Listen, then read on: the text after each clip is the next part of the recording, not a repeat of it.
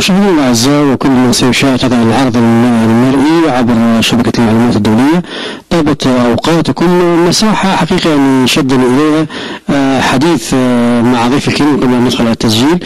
هو طبعا أحد الأصدقاء الشخصيين لي أنا شخصيا، أحد النشطاء في مؤسسة المجتمع المدني في ليبيا تحديدا في منطقة الجبل الأخضر، أحد الذين قدموا كثير لهذه الثورة منذ أيامها الأولى، أحد الذين بالتأكيد لم تتلطخ أيديهم بالعمل مع النظام النهار في أي مجال من المجالات. رجل يعمل لحساب نفسه رغم خبرته الكبيرة، رغم أنه يحمل 3 لغات وأيضا له خبرة كبيرة جدا في مجال القانون. إنه الأستاذ عبد الحفيظ الدايخ، التقيت به وتحدثنا وكان منزعج جدا من التقصير ومن الهجمة التي يشنها البعض على الثوار، أولئك الأبطال الذين هم أول شرة هذه الثورة، الذين هم بالتأكيد لولاهم ما كانت هناك حرية، لولاهم كنا نتحدث في هذه اللحظات بهذه الحرية، لولاهم ما تبوأ أي شخص أي مسؤول في ليبيا الآن موقعه سواء من وزير أو من مدير إدارة أو أي منصب كان، لولا الثوار، لولا الله سبحانه وتعالى قبل كل شيء الذي أمدنا بهؤلاء الشباب الثوار في مختلف كتائب جيش التحرير الوطني، لما كانت ليبيا بهذا الشكل. نلاحظ هذه الأيام كله يتحدث الثوار انفقت عليهم الأموال، الثوار فعلوا كذا، الثوار فعلوا كذا، وكأنهم مشكلة في الوقت أن الثوار هم بالتأكيد يعني يكونوا تاج على رؤوس الجميع. هذا كان يعني حقيقة يعني موجود عندي من فترة، ووجدت أن الأستاذ حميد الدايخ يعني يحمل هذه الصورة بل وأكثر. يعني أنا من خلال حديث جانبي وجدته منزعج جدا. الأمر اللي شدني أن ندير معه هذا الحوار ونعرضه على شبكة المعلومات الدولية، ولم من باب الإنصاف في هذه الشريحة المهمة في ليبيا. أستاذ عبد الحفيظ، أهلا وسهلا بك. مرحبا، اهلا وسهلا، شكرا جزيلا، ونشكرك على استضافتي في برامجك عبر شبكة المعلومات الدولية، ونشكر لك يعني هذه المقدمة اللي أخجلت فيها تواضعي، وشكرا جزيلا لك. حقيقة أنا لم أذكر الواقع طبعا هذا أتحدث بملء فمي، يعني حتى أي معلومة أنقلها المسؤول عنها عندما أتحدث عن هذه الشخصية فأنا لا أسعى إلى تنمية فلان وعلان، لكن هذا هو الواقع بكل ما فيه. أستاذ حبيب، لماذا انزعجت يعني من هذه الهجمة اللي شنها الكثير سواء مسؤولين حتى بعض المدنيين على الثوار اللي مثلا نحن نضعون تاج على رؤوسنا؟ أستاذي الكريم، بالنسبة لهذا الموضوع، أنت ممكن تشعر بالجميل إلى شخص قدم لك الخدمة أو حتى فتح لك الباب وقال لك تفضل، فما بالك بشخص قدم حياته وأنت قاعد مستعد يموت في سبيلك. فالحقيقة أنا أستغرب هذاك الزخم وهذاك الروح الوطنية وهذاك الدموع اللي كانت تبان الثورة، فقلت ماذا حصل للليبيين؟ هل جفت عواطفهم؟ هل لا جفت دموعهم؟ هل نسوا أبطالهم؟ هل نسوا الشهيد الأول اللي راكم يتبعون وصية الشهيد؟ هل نسوا الأبطال مثل المرحوم المهدي زيو الذي كان ينزعج من أبسط الأشياء، والذي فجر نفسه في سبيل الأشخاص وفي سبيل الناس ما يعرفهمش، ترك بناته في سن الزواج في حاجة لمن يرعاهن، ترك أولاده، ترك عمله، وفي سبيل قال العيال قطعوا ومشى عبى سيارته غزو وفجر نفسه إرب بسبيله. هل نسوا حدوث الذي مشى يعني على رجليه سعيا وراء قبر في مصراته وقال نحن نمشي على هوات السيوف ونأتي المنية من أبوابها؟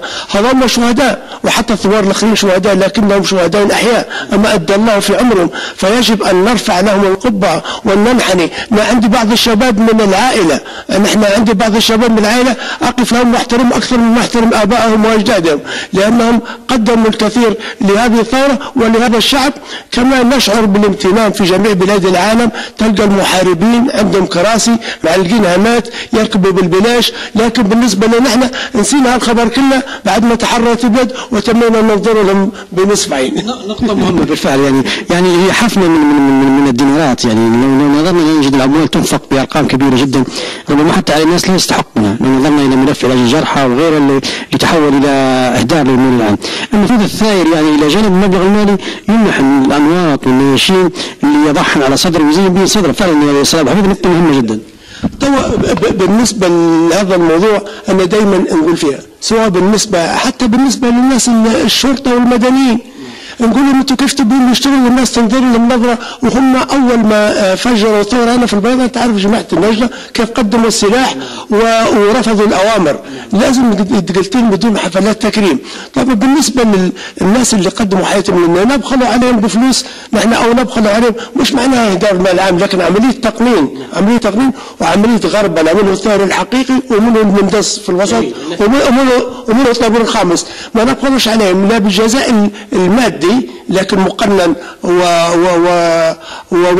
وزي ما تقول ومدروس، ولا بالجزاء المعنوي. لازم نديروا لهم حفلات ونديروا تكريم او نديروا انواط.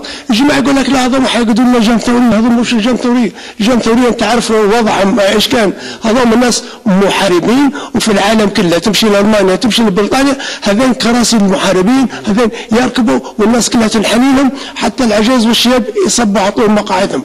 فطبعا بالنسبه لهذه العمليه اضافه لانه نحن ما زلنا محتزمين لهم، يعني ما الليبيين ما يتبعدوش بالحيل، ما زالت بلادنا مفتوحه مع جميع الجهات ومحتاجه الشباب باش يحموها، سواء في الامن كفر وسبه وغيره. يعني اذا كان الميت وعدى من بيصب لنا لعيالنا وثوار وكذا، ما لكم هذا الامن الداخلي والشرطه وكذا، هذه برضه نحن محتاجين لهم. وهذا إضافة إلى أن الثورة ما زالت مكملة. هم الثورة داروا عليش على أساس أنه دولة حرة ديمقراطية ودستورية، لازم يكملوا مشوار. هذه الانتخابات اللي قاعدين ندعو لها هالثوار كلهم متحمسين لها، يحموها أن تتم ويصلوا بنا إلى بر الأمان في سبيل تحقيق الدولة اللي ماتوا أغلبهم في سبيلها. يعني بالله عليك ثاير يعني أمضى قرابة عام في الجبهة، يعني يتنقل على سبيل المثال من بيضة وشحات إلى بنغازي إلى عجداوية إلى البريقة إلى السيرة إلى مصراتة، وصلوا إلى الجبل الغربي، وصلوا كل مكان، وتحية لكل ثوار الإسلام بحيث في كل بقاع ليبيا يكون الجزاء في النهاية وأن تشير بهم في القنوات الثوار يبوا أموال من حقهم، يعني شيء طبيعي. المفروض ما يصيرش موضوع المطالبة، المفروض كان بمجرد ما انتهى تم علينا التحرير تم الدعوة إلى احتفالات كبرى عامة برعاية المجلس وحضور الحكماء والعقلاء وتكريم المتشرفين. الآن يعني النصيحة اللي وجهها حضرتك ناشط في المجال الحقوقي وفي الجانب السياسي لإنقاذ من يمكن إنقاذه، لإعادة الشرف والاحترام ورفع القبعة بحقيقة لهؤلاء الأبطال. طبعا بالنسبة للموضوع هذا إذا تحدثنا في هذا الموضوع في الحديث يطول، لعلك رأيت فيه الثوار اللي جو بالك حتى لغة عربية ما يعرفوش كويس، لغة مكسرة، جو من أمريكا وجو من كندا، اللي مات واللي أمد الله في عمره حتى يعتبر شهيد حي. والله لا نعرف ثوار من البيضة هذه في اللي دكتور صيدلي في كذا من أصحاب العيال يسلفون بعضهم بال15 جنيه ورفضوا أنهم يأخذوا مرتبات، زعلوا لما قالوا يأخذوا مرتبات. في اللي زعل قال نقعد مرتزق في عقاب عمري، وفيه اللي قاعد ما يشتغلش ويأخذ في مرتبات. فهذول الناس لازم نرضيهم بتقدير مادي ومعنوي. في اللي استدان ثمن السلاح في مجوهرات زوجته، في اللي باع سيارته، في اللي استدان يشتري السلاح. طبعا هذا من ضمن هذا من ضمن الحلول. طبعا انت سالتني ايش من ضمن الحلول؟ من ضمن الحلول لازم نديروا حاجات. اول مره يعني ضم هؤلاء الثوار واعطاهم الفرصه للانخراط في المجتمع، يعني وهذا موضوع طبعا ساعد فيه المجلس وساعد فيه الحكومه، واعتقد انهم وصلوا الى درجه كبيره من ضم هذا الثوار والاستفاده منهم.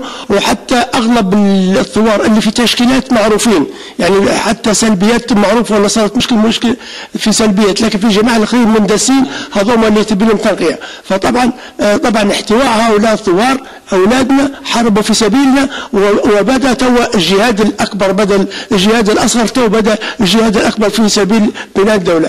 حاجه اخرى يا استاذ علي، المظاهر المسلحه مفروض هذول نحن ما نشوش منهم، لان واحد شرى بندقه ب 3000 جنيه لما نعطيه 3000 جنيه ما نقولش باع لي بندقه، هو مسكين زي اللي يطلع كذا اللي سلف ب 15 جنيه، فيه اللي باع ذهب امه ولا ذهب اخته ولا استدان بالشراء. يعني ما هوش كثير عندنا ميزانيتنا بالمليارات ان نقول له هذه خذها وهذه شرف لك وتقعد باسمك ونلصقوا على اسمه، ممكن حتى نكتبوها في كتيب العائله وكذا، ويعطى شهاده تكريم وبندقيتك راه قاعده، وقت ما يصير اللي يصير يعني وقت ما ينادي المنادي انا قاعد انت وهي بندقتك قاعده، وهذا حقها.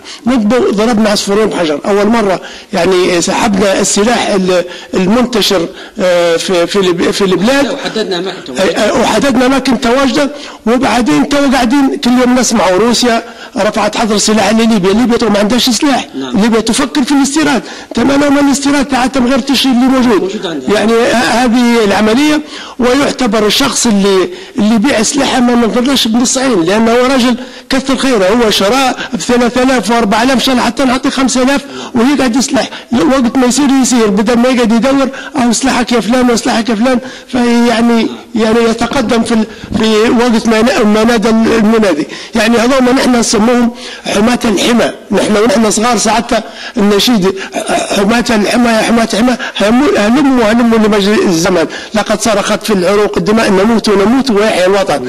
يعني هذا النشيد حتى تواسطوا وما زالوا يشدوا فيه. لازم نرفعوا الروح المعنويه، لازم يعني نشحنوا الروح المعنويه، ونقعدوا مثلا نرجع نذكر ايام الثوره. هي ايام الثوره اللي يقولوا لمعمر وعيال ليبيا فيها رجاله.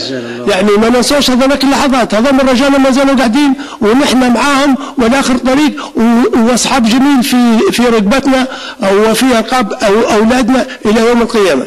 هذا انا رايي فيهم. وبصراحه ربنا يسلمهم وربنا يرحم يعني من استشهد ويصبر امه وابوه. وان شاء الله يعني عندنا خطوه قريبه في اسبوعين ولا ثلاثه نصل الى مرحله الدوله الديمقراطيه ودوله المؤسسات، وان شاء الله يعني نعوضوا اللي فات. بعون الله تعالى. شكرا لك استاذ عبد الحميد الضيف. سيكون لقاءات اخرى ان شاء الله لنتلمس مثل هذه النقاط المهمه جدا. شكرا لك.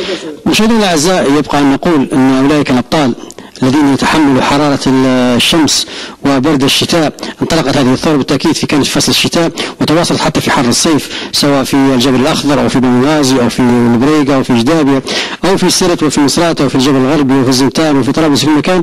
هؤلاء الثوار هم تاج على رؤوسنا، يجب أن نحترمهم وأن نقدرهم. وأنا شخصيا أقول لهم نحبكم نحبكم نحبكم رغم أنف كل من يحاول أن يشكك في بطولاتكم. أتمنى كل من يشاهد هذا العرض المرئي أن يشاركنا في تفعيل على شبكة المعلومات الدولية. شكرا زميلي المصور محمد عبد اللطيف، وستكون لنا إذا آخر بعون الله تعالى. إلى اللقاء.